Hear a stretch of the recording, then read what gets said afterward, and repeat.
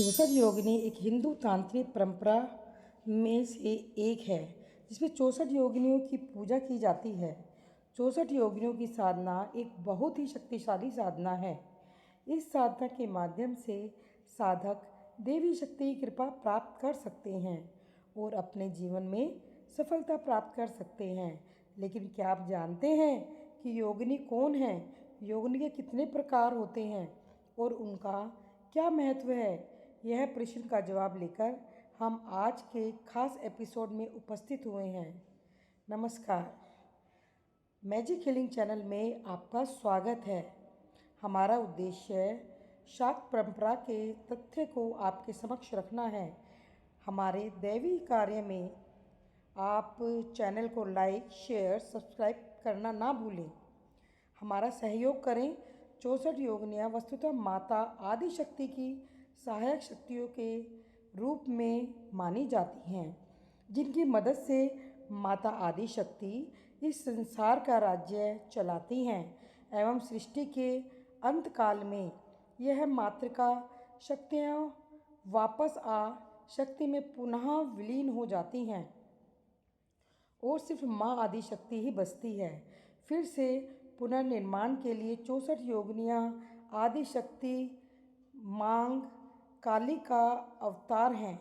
घोर नामक दैत्य के साथ युद्ध करते हुए माता ने यह अवतार लिए थे। यह भी माना जाता है कि यह सभी माता पार्वतियों की सखियां हैं। इन 64 योगिनियों में से 10 महाविद्याओं और सिद्ध विद्याओं की भी गणना की जाती है। यह सभी आदि शक्ति काली के ही भिन्न भिन्न अवतार हैं, उन्हीं के ही अंश हैं। समस्त योगिनियों का संबंध मुख्यतः काली कुल से है और यह सभी तंत्र तथा योग विद्या से घनिष्ठ संबंध रखती हैं।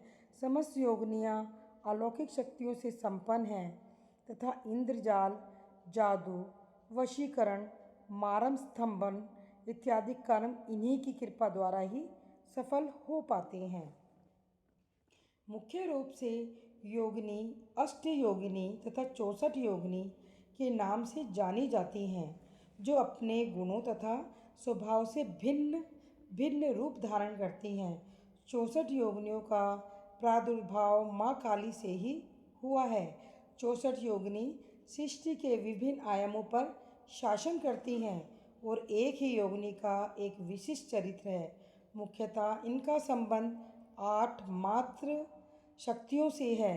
यह सभी आदि शक्ति काली के ही भिन्न भिन्न अवतारी अंश हैं और देवी महात्म्य के अनुसार इन 8 देवियों ने शुंभ निशुंभ और रक्त बीज राक्षसों के विरुद्ध युद्ध में माँ दुर्गा की सहायता की थी और देवी दुर्गा ने स्वयं मातृका होकर इसकी रचना की थी। इनमें से 7 देवी शक्तियों को संबंधित देवों के ही नारीत्व रूप माना जाता है। यह 7 देवियाँ अपने पतियों के वाहन तथा आयुध के साथ उपस्थित होती हैं। 8वीं मातृका स्वयं माँ काली है। हर एक मातृका की सहायक 8 शक्तियाँ होती हैं, इसलिए इनकी संख्या 64 हो जाती है। यह 8 मात्र कौन है और किन देवियों से संबंधित है, यह जानते हैं। एक ब्राह्मण जो भगवान ब्राह्मण की शक्ति है, जिसके उनके 4 सिर और 4 भुजाएं हैं। ब्रह्मा जी की ही तरह इनका वाहन हंस है। 2 माहेश्वरी जो भगवान शिव की शक्ति हैं।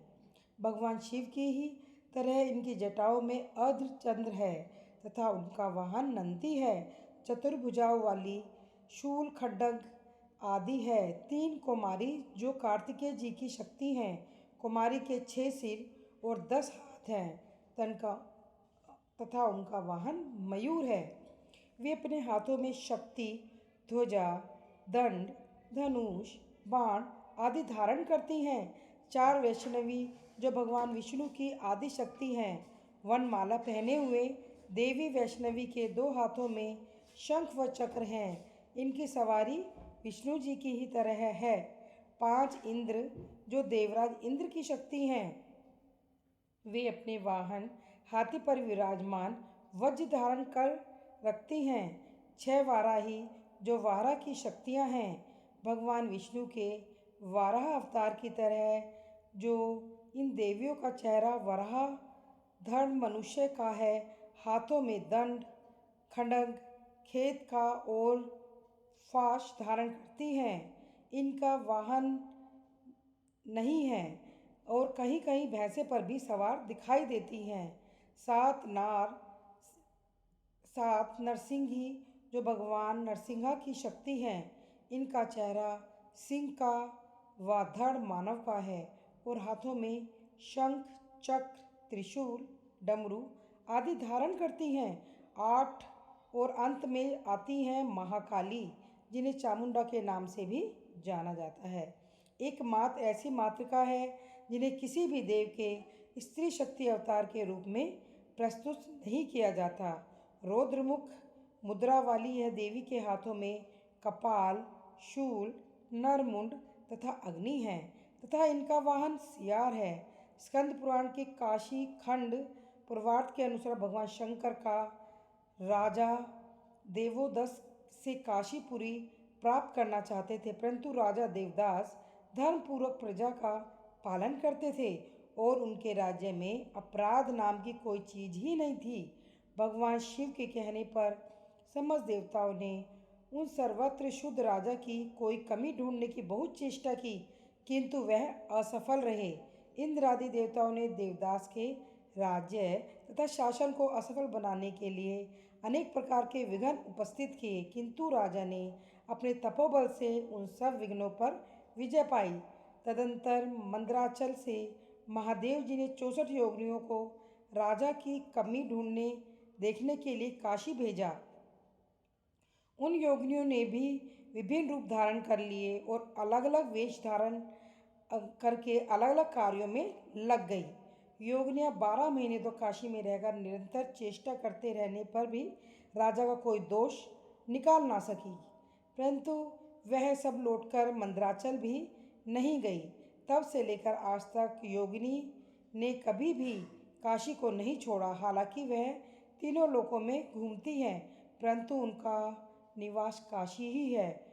कहा जाता है इन 64 योगिनियों की पूजा समस्त देवी की पूजा करने के समान है। यह सभी 64 देवियाँ माँ आदिशक्ति, माँ काली के ही विभिन्न अवतार हैं। इन 64 योगिनियों में 10 महाविद्या और सिद्ध विद्याओं का भी समावेश किया जाता है। माना जाता है कि यह सभी योगिनियाँ मुख्य रूप से माता आदिशक्ति महाकाली के ही कुल से हैं और जैसा कि माता काली का संबंध तंत्र और योग विद्या से है, ये भी तंत्र और योग विद्या से घनिष्ठ संबंध रखती हैं।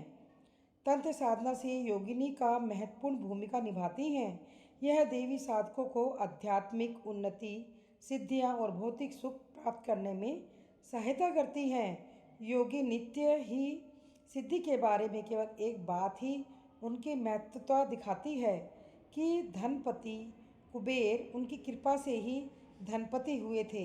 इनको प्रसन्न करने से राज्य तक प्राप्त किया जा सकता है। योगिनी में से कोई एक की साधना गुरु के मार्गदर्शन में एक अपनी साधक अपनी मनोकामना पूर्ण कर सकते हैं। ये योगी की मुख्यतः 8 होती हैं। ये योगिनियाँ मुख्यतः 8 हो सकती हैं। ये बहुत ही सावधानी से इनकी साधना करनी पड़ती है। इनकी साधना सावधानी भी मांगती है। समस्त योगिनियाँ अलौकिक शक्तियों से संपन्न है तथा इंद्रजाल, जादू, वशीकरण, मारण स्तंभन आदि कर्म इन्हीं की कृपा द्वारा ही सफल हो पाते हैं। प्रमुख रूप से 8 योगिनियाँ नाम इस प्रकार हैं। 1 सुर सुंदरी योगिनी, अत्यंत सुंदर और शरीर षोडश अत्यंत दर्शनीय होता है। 1 मास तक साधना की जाती है। प्रसन्न होने पर सामने आती हैं। राज्य, स्वर्ण, दिव्य अलंकार तथा दिव्य कन्याएं तक लाकर देती हैं। सभी कामनाएं पूर्ण करती हैं। अन्य स्त्रियों पर आसक्त साधक को समूल नष्ट करती हैं। तो मनोहरा योगिनी विचित्र वेशभूषा वाली अत्यंत सुंदर, शरीर से सुगंध निकलती हुई, मास भर साधना करने पर प्रसन्न होकर प्रतिदिन साधक को स्वर्ण मुद्राएं प्रदान करती हैं। 3 कनकावली योगिनी रक्त वस्त्रा अलंकार से विभूषित अपनी परिचारिकाओं के साथ आकर वांछित कामना पूर्ण करती हैं। 4 कामेश्वरी योगिनी, इनका जब भी रात्रि में मास भर इनकी साधना की जाती है, पुष्पों से सज्जित देवी प्रसन्न होकर ऐश्वर्य भोग की वस्तुएं प्रदान करती है। 5 रति सुंदरी योगिनी, स्वर्णाभूषण से सज्जित देवी महीने भर साधना के पश्चात प्रसन्न होकर अभीष्ट वर प्रदान करती है तथा सभी ऐश्वर्य, धन व वस्त्र अलंकार देती है। पद्मनी योगिनी, स्वाम वर्ण की यह देवी वस्त्र अलंकार से युक्त मास भर साधना के बाद प्रसन्न होकर ऐश्वर्य आदि प्रदान करती है। 7 नटनी योगिनी, अशोक वृक्ष के नीचे रात्रि में साधना की जाने पर इनकी प्रसन्नता प्राप्ति कर अपने सारे मनोरथ पूर्ण किए जा सकते हैं।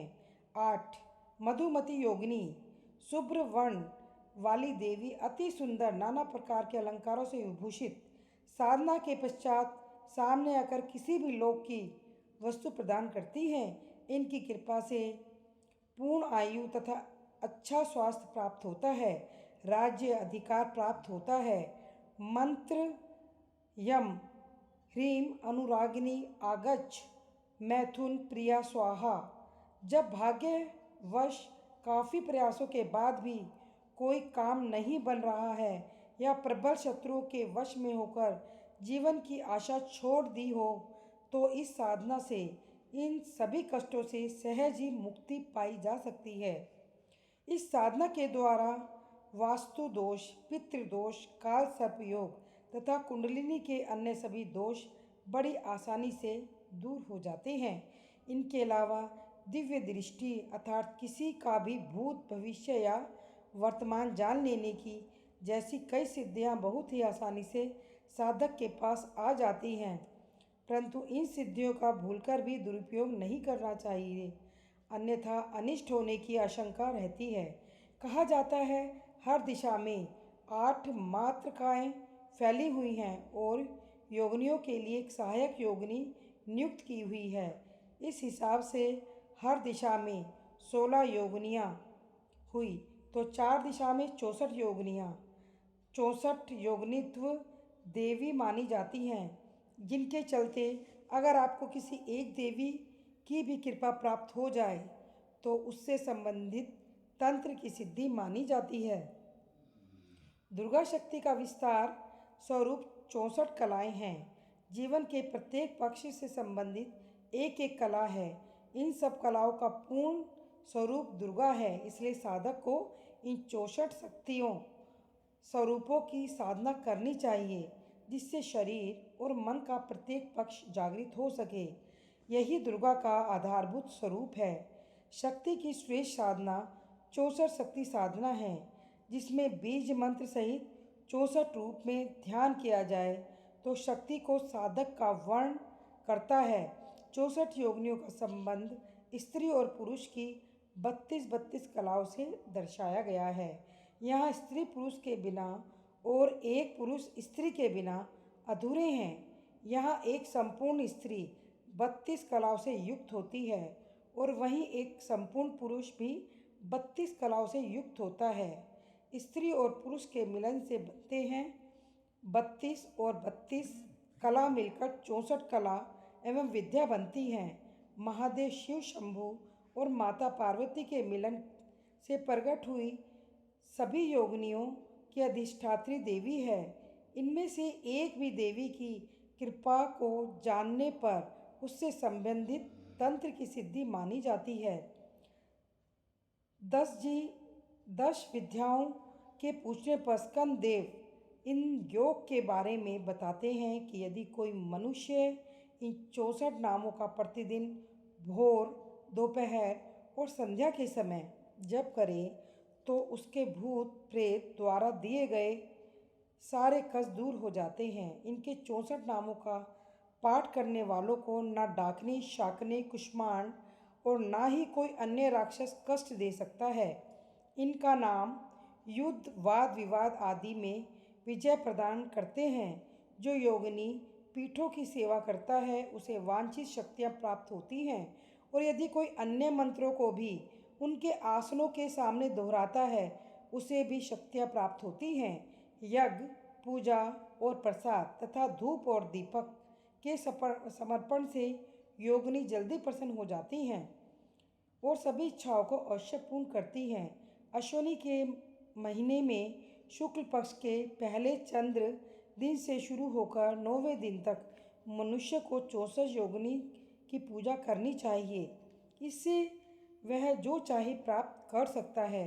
काशी तीर्थ यात्रा करते समय इनकी आराधना भी अवश्य करनी चाहिए, अन्यथा इनके कार्यों में यह विघ्न डाल सकती हैं। 64 योगिनियों की सिद्धि एक कठिन और चुनौतीपूर्ण प्रक्रिया है। इस सिद्धि के लिए साधक को लंबे समय तक कठोर साधना और तपस्या करनी पड़ती है। 64 योगिनी को सिद्ध करने से पहले आपको एक अनुभवी गुरु की शरण लेनी चाहिए। गुरु आपको सही मार्गदर्शन देंगे और साधना में सहायता करेंगे। 64 योगिनियों की पूजा के लिए एक योगिनी मंदिर का चयन करें। यह मंदिर आपके निकटतम स्थान पर होना चाहिए और योगिनियों की मूर्तियों के साथ सुसज्जित होना चाहिए। 3 नियमित पूजा करें। 64 योगिनियों की पूजा को नियमित पूजा से करें। इसमें धूप, दीप, फूल, नैवेद्य आदि आरती में शामिल होते हैं। साधक को ब्रह्मचर्य का पालन करना चाहिए। साधक को मांसाहार और मदिरा का सेवन नहीं करना चाहिए। साधक को नियमित रूप से योग और ध्यान का अभ्यास करना चाहिए। साधक को देवी की पूजा और मंत्र जप के लिए एकांत स्थान का चयन करना चाहिए। 64 योगिनियों की साधना में सफलता प्राप्त करने के लिए साधक को धैर्य और लगन से अभ्यास करना चाहिए। 64 योगिनियों के भारत में 5 प्रमुख मंदिर हैं, 2 उड़ीसा में तथा 3 मध्य प्रदेश में। उड़ीसा में भुवनेश्वर के निकट हीरापुर तथा बोलर के निकट रानीपुर में है, एवं काशी में भी योगिनी मंदिर है। इसके अलावा झारखंड में भी योगिनी मंदिर है। हर एक योगिनी मंदिर की रचना अलग अलग है। कुछ प्रसिद्ध योगिनी मंदिर के बारे में जानते हैं। एक 64 योगिनी मंदिर मुरैना, मध्य प्रदेश। यह तांत्रिक साधना के लिए प्रसिद्ध है। यह न केवल तंत्र विद्या की यूनिवर्सिटी कहलाता है, बल्कि देश के संसद भवन का निर्माण भी इसी की बनावट से प्रभावित होकर किया गया है।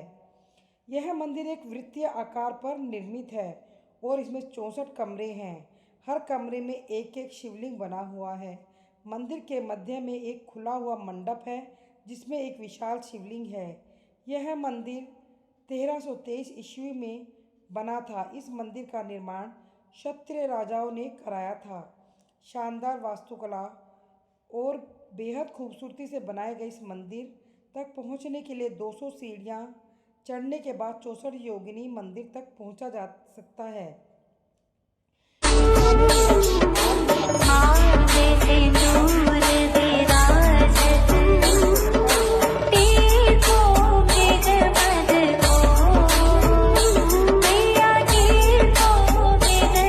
को तंत्र साधना के लिए मशहूर इस मंदिर में शिव की योगनित्य किया जाता है।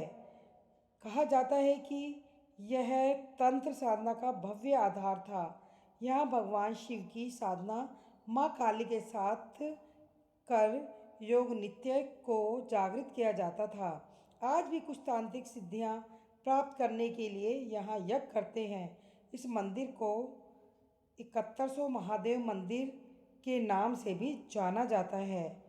2 जबलपुर का 64 योगिनी मंदिर सुप्रसिद्ध पर्यटन स्थल भेड़ा गांव व धुआंधार जलप्रपात के नज़दीक एक ऊंची पहाड़ी के शिखर पर स्थापित है। पहाड़ी के शिखर पर होने के कारण यहाँ से काफ़ी बड़े भूभाग व बलखाती नर्मदा नदी को निहारा जा सकता है। 64 योगिनी मंदिर को 10वीं शताब्दी में कलचुरी साम्राज्य के शासकों ने माँ दुर्गा के रूप में स्थापित किया था।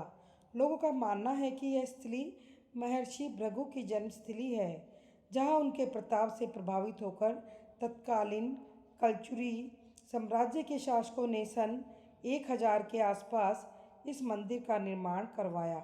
इस मंदिर की विशेषता इसके बीच में स्थापित भगवान शिव की प्रतिमा है, जो कि 64 देवी की प्रतिमा से घिरा हुआ है। मंदिर में रानी दुर्गावती की मंदिर की यात्रा से संबंधित एक शिलालेख भी देखा जा सकता है। यहाँ एक सुरंग भी है जो 64 योगिनी मंदिर को गौंड रानी दुर्गावती के महल से जोड़ती है। यह मंदिर एक विशाल परिसर में फैला हुआ है और इसके हर एक कोने में भव्यता झलकती है। वर्तमान में मंदिर के अंदर भगवान शिव व माँ पार्वती की नंदी व वैवाहिक वेशभूषा में बैठे हुए पत्थर की प्रतिमा स्थापित है। मंदिर के चारों तरफ करीब फुट ऊंची गोलाई में 4 दीवारी बनाई गई है, जो पत्थरों की बनी है, तथा मंदिर में प्रवेश के लिए केवल एक तंग द्वार बनाया गया है। 364 योगिनी मंदिर खजुराहो यह एक खंडहर योगिनी मंदिर है। 9वीं शताब्दी के उत्तरार्ध में निर्मित यह खजुराहो का सबसे पुराना जीवित मंदिर है। अन्य स्थानों पर योगिनी मंदिरों के विपरीत इसकी योजना आयताकार है। खजुराहो स्मारक समूह के हिस्से के रूप में है और इसकी अनूठी चंदेला वास्तुकला के कारण मंदिर को 1986 में यूनेस्को की विश्व विरासत सूची में अंकित किया गया था।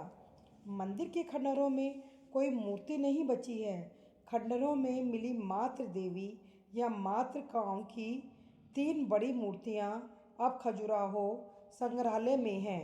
464 योगिनी मंदिर हीरापुर, ओडिशा, इसे महामाया मंदिर भी कहते हैं। मंदिर परिसर का रखरखाव अब भारतीय पुरातत्व सर्वेक्षण द्वारा किया जाता है। हीरापुर उड़ीसा की राजधानी भुवनेश्वर से 20 किलोमीटर दूर एक गांव है। माना जाता है कि इस गांव का निर्माण 9वीं शताब्दी में ब्रह्मा वंश की रानी हीरा देवी ने करवाया था। यह योगिनी नृत्य मुद्रा में है। 6 योगिनी मंदिर खंड में घोड़ा जिले के पत्थर गामा प्रखर में स्थित है। यह जिला मुख्यालय से मात्र 15 किलोमीटर दूर बारको में स्थित है। माँ योगिनी का यह प्राचीन मंदिर तंत्र साधकों के बीच बेहद लोकप्रिय है। इसका इतिहास काफ़ी पुराना है। ऐतिहासिक और धार्मिक पुस्तकों के अनुसार यह मंदिर द्वापर युग का ही है और यहाँ पांडवों ने अपने अज्ञात वर्ष के कई दिन बिताए थे। इसकी चर्चा महाभारत में भी है, जब यह मंदिर गुप्त योगिनी के नाम से प्रसिद्ध था। जंगलों के बीच स्थित मंदिर तंत्र साधना के मामले में कामाख्या की समक्ष है। दोनों मंदिरों में पूजा की प्रथा एक समान है। दोनों मंदिरों में 3 दरवाजे हैं। योगिनी स्थान में पिंड की पूजा होती है। कामाख्या में भी पिंड की ही पूजा होती है। बताया जाता है कि पहले यहाँ नर बलि दी जाती थी, लेकिन अंग्रेजों के शासनकाल में इसे बंद करवा दिया गया। मंदिर के सामने एक वट वृक्ष है। प्रचलित मान्यताओं के अनुसार इस वट वृक्ष पर बैठकर साधक साधना किया करते थे और सिद्धि प्राप्त करते थे। मंदिर का गर्भगृह आकर्षण का विशेष केंद्र है। 64 योगिनी की साधना सोमवार तथा अमावस्या या पूर्णिमा की रात्रि से आरंभ की जाती है, परंतु यह साधना योग्य गुरु की निगरानी में ही की जाती है, अन्यथा एक भूल भी मृत्यु का कारण हो सकती है। शास्त्रों में योगाभ्यास करने वाली स्त्री को भी योगी कहते हैं। पुरुषों के लिए इसका समानांतर योगी शब्द होता है। तंत्र और योग की महिला गुरु को योगिनी कहते हैं। वे भैरव से जुड़ी हुई हैं, अक्सर खोपड़ी और अन्य तांत्रिक प्रतीकों को ले जाती हैं और शमशान घाटों और अन्य सीमांत स्थानों में अभ्यास करती हैं। वे शक्तिशाली और खतरनाक होती हैं। वे गणतांत्रिक ज्ञान की रक्षा और प्रसार दोनों करती हैं। उनके पास सिद्धियां असाधारण शक्तियां होती हैं, जिनमें ऊँट की शक्ति भी शामिल है। कई योगिनी पक्षियों का रूप धारण करती हैं या उनके वाहन या पशु वाहन के रूप में पक्षी होते हैं।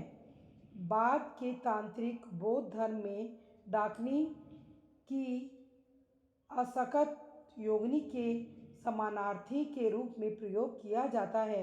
योगिनी जीवन से परिपूर्ण है। यदि योगी जीवन से दूर होते हैं तो योगिनी जीवन को अपनाती हैं। योगी अमृता की चाह रखता है तो योगिनी को मृत्यु से भय नहीं। यदि योगी इच्छाओं पर काबू पाना चाहता है तो योगिनी सभी इच्छाओं से परे होती है। कालिका पुराण में योगिनी के 16 मृतका शामिल है।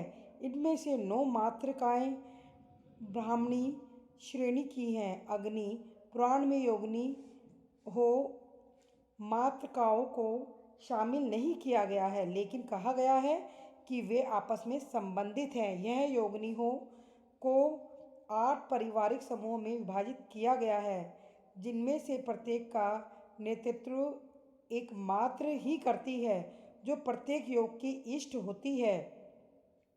श्री मतोत्तर तंत्र बताता है कि खेचरी चक्र और योगिनी चक्र दोनों 64 योगिनियों के चक्र हैं, जबकि मूल चक्र में 81 और मालिनी चक्र में 50 का चक्र है।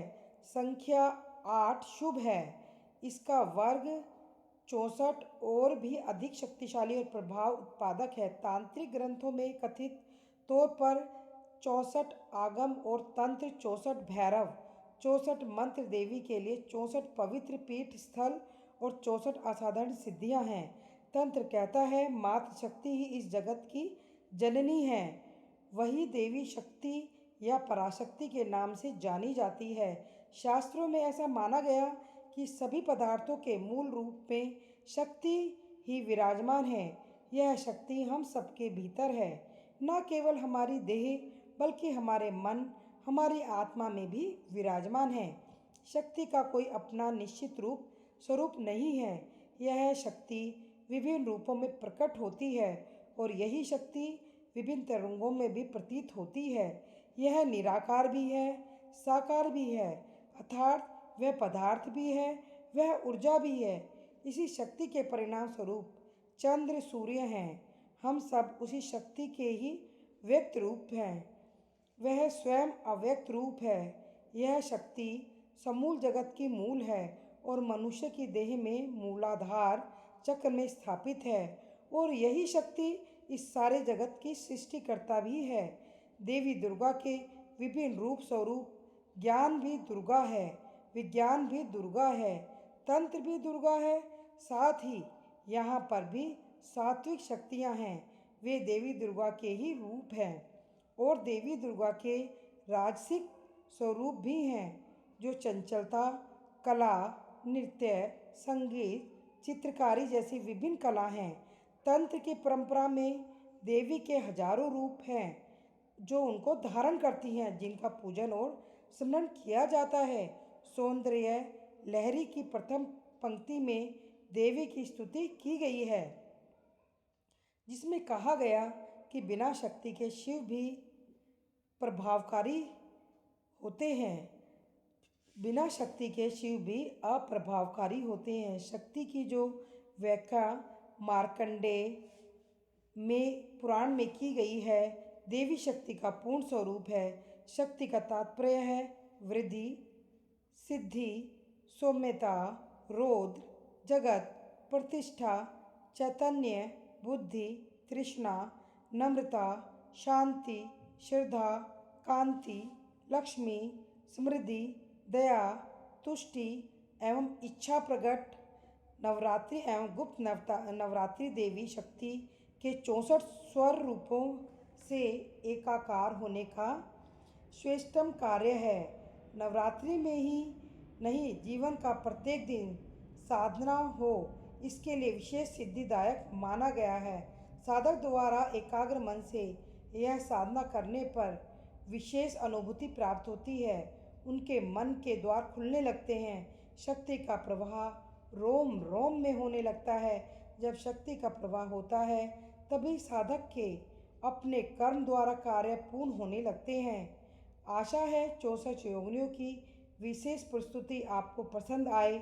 ऐसे ही देवी स्वरूपों की जानकारी के लिए मेरे चैनल मैजिक हीलिंग को लाइक शेयर एवं सब्सक्राइब करें। और आपको मेरे चैनल की तरफ से बहुत बहुत शुभकामनाएं।